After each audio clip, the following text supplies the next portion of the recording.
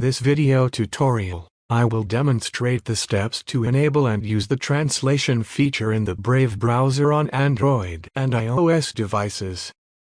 This feature is particularly useful when browsing websites in different languages or when you need assistance understanding specific content. Launch the Brave browser and tap on the three dots located at the top right corner of the screen. From the pop-up menu that appears, select Settings. Within the Settings menu, scroll down to the Display section and tap on Languages. In the Brave language menu, you will find an option called Brave Translate. To activate this feature, simply toggle the switch next to Brave Translate.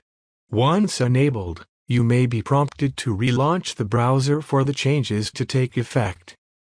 After relaunching, you will be able to customize the translation settings.